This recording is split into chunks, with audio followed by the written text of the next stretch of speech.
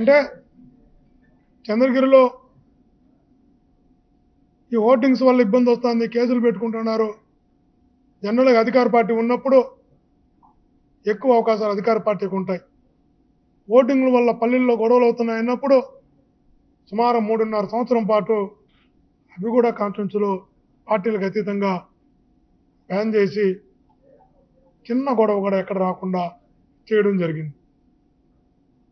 ఏ Telugu Desam party కార్యకర్తను కానీ ఎవరిని కూడా ఏ రోజు కూడా ఇబ్బంది పెట్టలేదనే విషయాన్ని కూడా మీ ద్వారా నేను గట్టిగా తెలియజేసుకుంటున్నా.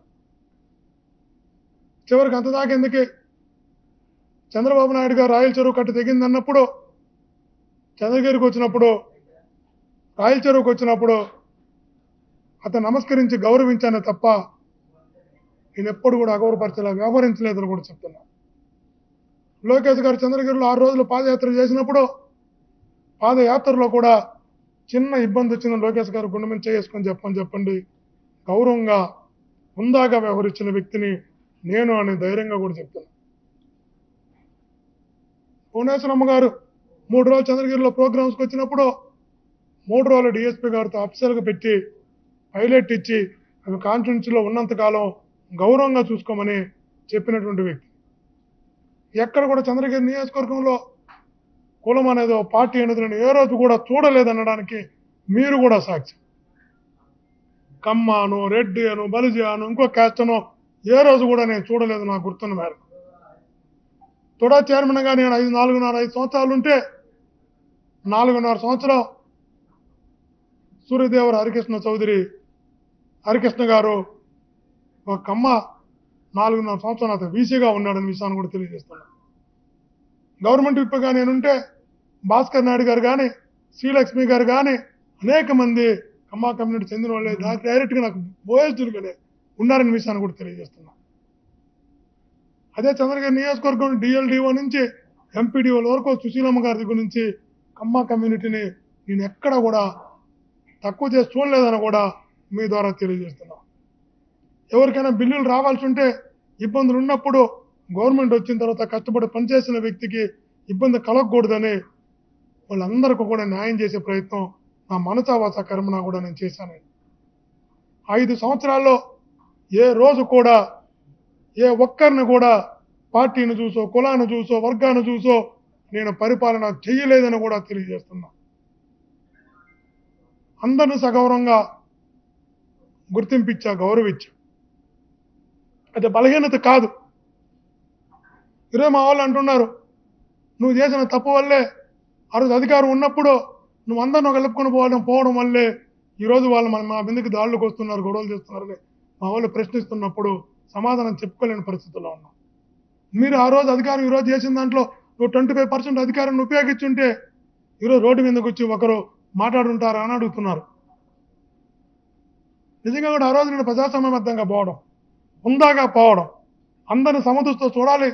శాసనసభ్యుడింటే అందరికీ నేను శాసనసభ్యుడిని, అందరిని గౌరవించాలని గౌరవించడం చేతగానితనం, బలహీనత కూడా కాదని కూడా తెలియజేస్తున్నా. మీ ద్వారా నాని గారు చెప్తున్నారు, వైఎస్ఆర్సీపీ అనే వాళ్ళని ముసుగులేసి కొట్టమంటున్నారు. ముసుగులేసి కొడుతున్నారు, వీళ్ళు ముసుగులేసుకొచ్చి కొడుతున్నారు. అది మరి ఇక్కడ లేనటువంటి సంస్కృతి. అది ఆ చెంటి అనే అతన్ని పాకాల్లో ముసుగులేసిపోయి కత్తులతో పొడిచారు. బుచ్చిరెడ్డి గారు కొడుకుని అవినాశినే చేతి మీదంతా ముసుగులేసిపోయి కొట్టారు. నిన్న వంశీ అనే అతన్ని ముసుగులేసిపోయి చిట్టేశ్వరలో కొట్టారు. ఆ రోజు చిన్నగట్టుకులు ఇర్సాద్ అనే అతన్ని ముసుగేసుకుపోయి కొట్టారు. ఇదేం సంస్కృతం నాకు అర్థం కాదు. ముసుగులేసిపోయి ముసుగులు లేసుకొని పోయి దిగడం, కొట్టడం, కత్తులతో పొడవడం, వచ్చేయడం. దీనిలో మీరు సాధించేది ఆ కుటుంబం ఎంత భయపడుతుంది, ఆ కుటుంబం ఎంత బాధపడుతుంది. నేను ఎప్పుడైనా నేను ఆ విధంగా కొట్టానో చెప్పండి. ముసుగులేసుకొని పోయి కొడుతున్నా. మన పూల వ్యాపారస్తుడు ఉంటే ఆ పూల వ్యాపారాన్ని అంతా కూడా ధ్వంసం చేయడం జరిగింది పాకాలు. నేను డాబా ఒకటి ప్రవీణ నేతను ఉంటే జేసీబీ తీసుకెళ్లి డాబా కొట్టేశారు. అరే అతను కడుపు కొడితే అట్లా మనకు అర్థం కాకుండా ఉంది. ఎవరైనా కడుపు కొడతారా? ఈరోజు మీకు చెప్తున్నా, మీ ముందర బహిరంగంగా చెప్తున్నా. అదే నాని గారిని అడుగుతున్నా, 5 సంవత్సరాలు నీకు 2 క్వారీలు ఉన్నాయి, ఒక క్వారీ అయినా ఒక గంట అయినా నీకు మూసారా అని అడుగుతున్నా. ఎందుకు మూయలేదు? ఈ 2 క్వారీలు సజావుగా 5 సంవత్సరాలు జరిగాయంటే మేము సహకరించాం కాబట్టి కదా నీకు జరిగాయి. మేము సహకరించకుండా ఉన్నట్లయితే నీ క్వారీలు జరుగుంటాయని అడుగుతున్నా. పెద్దిరెడ్డి గారి కాడ నుంచి నా వరకు. ఈరోజు మీ ముందర చెప్తున్నా నాని గారు, నేను అబద్ధం చెప్పే వ్యక్తిని కూడా కాదు. ఇక్కడ మీ అందరూ కూడా తెలుసు, తప్పనిసరి పరిస్థితులు చెప్పాల్సి వస్తుంది. తన రాజకీయ ఎదుగుదల కోసం తన క్యారెక్టర్ పైన, తన నాయకత్వం పైన, తనకున్న క్యాలిబర్ పైన, తనకున్నటువంటి క్వాలిటీ ఆఫ్ థింకింగ్ పైన, డెవలప్మెంట్ పైన నాయకుడిగా ఎదగాలి. ఒక మనిషిని విలన్గా చూపించు, ఒక రకమైనటువంటి అభద్రతను క్రియేట్ చేసో, విధ్వంసాన్ని క్రియేట్ చేసో, ఎవరితో పోరాటం చేస్తున్నానో, ఎవరితో నేను ఉద్యమం చేస్తున్నానో, పోరాటం చేస్తున్న చెప్పుకుంటే ఇప్పుడు నాయకుడు కాలేడు. ఎవడు కూడా ఈరోజు మీరు చేస్తున్న ప్రయత్నం ఏంది? రెచ్చగొట్టే కార్యక్రమాలు చేస్తున్నాం. నాని గారిని ఒకటే అడుగుతున్నా నేను మీ ద్వారా, ఈరోజు పార్టీ పరంగా రెచ్చగొట్టి సామాన్యుని రోడ్డుపైకి తీసుకొచ్చి పల్లెల్లో గొడవలు కొట్టుకునేలాగా చేస్తున్నాం. అదే 5 సంవత్సరాల్లో ఈరోజు అతను డాబా పగలు కొట్టాం, పూలంకట పగలు కొట్టారు, ఇండ్లు పగలు కొడుతున్నారు. రమణ గారిపల్లిలో సర్పంచ్ వేసి వాళ్ళ ఇల్లు మొత్తం ధ్వంసం చేశారు, ఇల్లుని పోయి. ఇదంతా ఎందుకంటే ఒక రకమైనటువంటి అతను ఏదో చెప్పుకోవడం కోసం, పదవులు వస్తాయని అలా చేసుకుంటూ వస్తాయనేటువంటి ఒక భ్రమలో నుంచి. నేను ఒక్కటే అడుగుతున్నా నాని గారు, గుండె మీద చేసుకుని చెప్పు. నేను అబద్ధం చెప్పే వ్యక్తిని కాదు. 5 సంవత్సరాలు నీ క్వారీ ఒకరోజు మూసారని అడుగుతున్నా. నాకు పైన వేశారంటారు. 4 సంవత్సరాలు గవర్నమెంట్ అయిపోయి ఎలక్షన్కి 6 నెలలకు ముందు క్వారీ మీద పైన వేశారంటే నిజంగా నీకు మినిస్టర్గా ఉన్నటువంటి పెద్దిరెడ్డి రామచంద్రారెడ్డి గారు పైన వేసి కోర్టుపై నిజంగా నీ క్వారీ ముగిపించాలనుకుంటే నీకు చిన్న నోటీస్ ఇచ్చి స్టే తీసుకునేలాగా పైన వేస్తాడా? నీ క్వారీ జోలికి పోకుండా టచ్ చేయకుండా పైన వేస్తారా? నీ మీద నీ పార్టీలో అపనమ్మకం ఏర్పడుతుందని ఫార్మల్గా ఒక నోటీస్ ఇచ్చి స్టే తెచ్చుకోమనేలాగా నీకు అవకాశం కల్పించారా తప్ప నీ క్వారీని ముయ్యాలనుకుంటే నీకు పైన కాగితం ఇస్తాను. చంద్రబాబు దగ్గర, లోకేష్ గారి దగ్గర, కిలార్ రాజేష్ గారి దగ్గర నువ్వు చూపించుకోవడానికి, నేను చెప్పుకోవడానికి ఒక పైన కాగితం తీసుకున్నావు తప్ప ఒక గంట నీ క్వారీ మూసుంటే చెప్పమని అడుగుతున్నా. దాంట్లో కంటిన్యూస్గా మాట్లాడుతున్నా మీ ద్వారా. మరలా నేను అబద్ధం చెప్పే వ్యక్తిని కదా, మరలా చెప్తున్నా. సాక్షాత్ నేనే ఈరోజు ఈ మాట తప్పనిసరి పరిస్థితి చెప్పాల్సి వస్తుంది, తప్పనిసరి చెప్పి తీరాల్సి వస్తుంది. ఎందుకంటే వైఎస్ఆర్సీపీ వాళ్ళ మీద చాలా మంది తెలుగుదేశం వాళ్ళు రెచ్చగొట్టి పల్లెల్లో గొడవలు చేసి ఏదో జరిగిపోతుందని నేను పోరాటం చేస్తున్నాను చెప్పుకోవడానికి ప్రయత్నం చేస్తూ సామాన్యులను బలి చేస్తున్నావు. కాబట్టి నీ వ్యక్తిత్వం కూడా ప్రజలకు తెలియాలి, నీ పార్టీ వ్యక్తులు కూడా తెలియాలి. సాక్షాత్ నీ క్వారీ కాడికి ఏడీ మైండ్స్ వస్తున్నారు రెగ్యులర్ ఇన్స్పెక్షన్లో, మామూలు ఇన్స్పెక్షన్కి మూయడానికి కాదు, ఇన్స్పెక్షన్కి వస్తున్నారంటే వెంటనే నాని గారి మీద నాతో మాట్లాడలేదని అడుగుతున్నా. ఆర్టీవీ ప్రసాద్ అంటే నీ బంధువు ద్వారా నాతో మాట్లాడలేదని అడుగుతున్నా. నా ద్వారా నువ్వు డిఎంజీ మైండ్స్ చెప్పించుకోలేదని అడుగుతున్నా. నీ సమక్షంలో నువ్వు వింటుండగా వెంకటరామ స్వామి సాక్షిగా చెప్తున్నా, నేను ఫోన్ చేసి చెప్పినటువంటి మాట, నాని నా ప్రత్యర్థి తప్ప నా శత్రువు కాదు. వ్యాపారులు వేరు, రాజకీయం వేరు. కడుపు కొడితే పాపం అది. నువ్వు అతను కడుపు కొట్టే ప్రయత్నం చేస్తే నేను అంగీకరించును అని వెంకటేశ్వర స్వామి సాక్షిగా నాని వింటుండగా డిఎంజీ మైండ్స్కి చెప్పి అతను క్వారీ కాడు కూడా ఒక మనిషిని పోనీయకుండా ఆపి తన క్వారీని తన గుండెలా చేసిన వ్యక్తి నేను అని చెప్తున్నా. నేను భగవంతుడికి ప్రమాణం చేసి చెప్తున్నా. అంటే నీకు 5 సంవత్సరాల్లో నీ వ్యాపారాలు చేసుకోవాల్సి వచ్చినప్పుడు భాస్కర్ రెడ్డి కావాల్సి వచ్చారు, పెద్దిరెడ్డి గారు కావాల్సి వచ్చారు. నీకు 12 లారీలు ఉన్నాయి, నీ అప్పుడు పెట్టావు, నీకు ఇస్తా అప్పుడు పెట్టు. నీ ప్రియా ట్రాన్స్పోర్ట్ అని పెట్టావు. నీ 12 లారీలు నాకు ఉన్నాయి ఈ ట్రాన్స్పోర్ట్ అని చెప్పావు. ఈ 12 లారీలో ఒక్క రోజైనా ఒక గంటైనా ఆపారా నీకు ట్రాన్స్పోర్ట్ చీజ్ చేసిన అడుగుతున్నా. 5 సంవత్సరాలు నిరాటంకంగా నీ ప్రియా ట్రాన్స్పోర్ట్ జరిగిందంటే నేను ఇబ్బంది పెట్టాలనుకుంటే నువ్వు నడపగలుగుంటావా అని అడుగుతున్నా. స్టోన్ పాలిషింగ్ ఇండస్ట్రీ ఉంది నీకు చిత్తూరులో. నీ స్టోన్ పాలిషింగ్ ఇండస్ట్రీ నువ్వు కరెంటు బకాయిలు కూడా శుభ్రంగా కట్టలా. పెద్దిరెడ్డి గారే విద్యుత్ శాఖ మంత్రి, నీ కరెంటు బకాయిలు కట్టకపోయినా నీ ఫ్యాక్టరీ ఎప్పుడైనా ఒకరోజు మూసారా అని అడుగుతున్నా. ఎందుకు మూయలేదు? వైఎస్ఆర్సీపీతో నీకున్న ఆరో సాన్నిహితం ఏంటి? పెద్దిరెడ్డి గారితో నీకు ఉన్నటువంటి బంధుత్వం ఏంది నీ భార్య ద్వారా?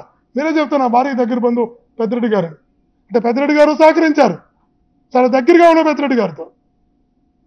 నాతోనూ పెద్దిరెడ్డి గారు ఒక్కొక్కసారి అపార్థం నాతోనూ చెప్పించుకున్నావు.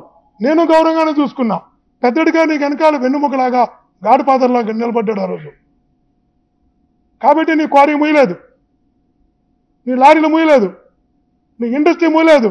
అదనంగా నీ బంధువైన గిరినాయుడు గారికి మద్దినాయనపల్లిలో గత 5 హెక్టార్లు క్వారీ ఉంటే మరో 3 హెక్టార్లు మద్దినాయనపల్లి 8 హెక్టార్లు క్వారీ ఇచ్చి నీకు బ్లాక్ గ్రానైట్ క్వారీ వైఎస్ఆర్సీపీ గవర్నమెంట్లో నీ బంధువుకు 3 ఎకరాలు 3 హెక్టార్లు పాతది కొనసాగిస్తూ అదనంగా 3 హెక్టార్లు ఇవ్వగలడం అంటే నీకు ఎంత సాన్నిహిత్యం ఉంటే ఇస్తారని కూడా అడుగుతున్నా.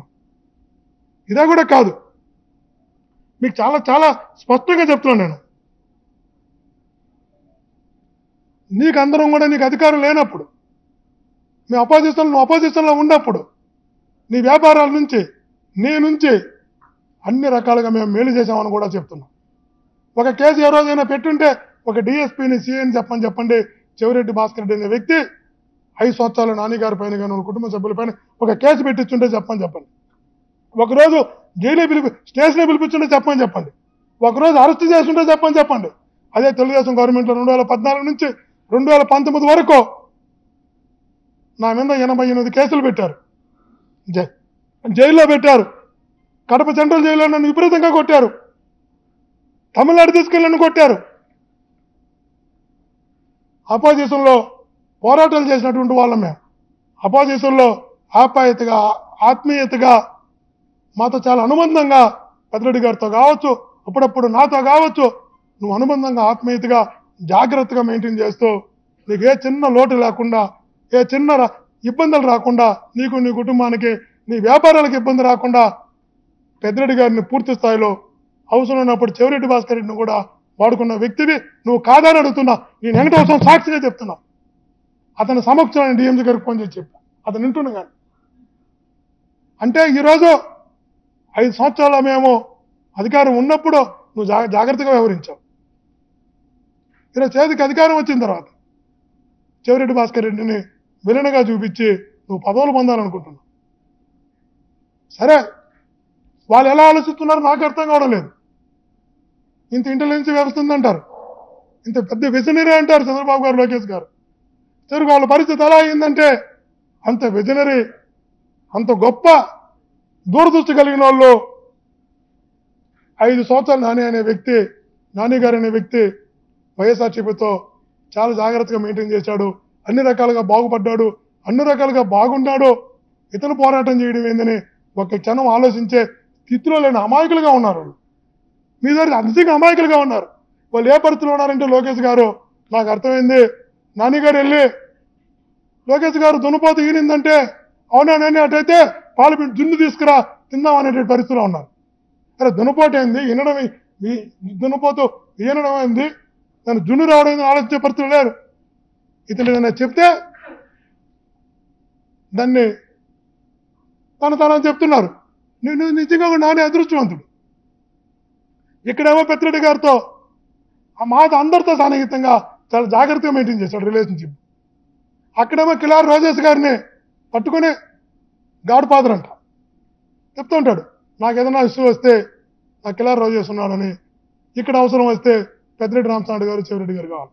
అక్కడ అవసరం వస్తే కిలార్ రోజేష్ గారు ఉన్నారు.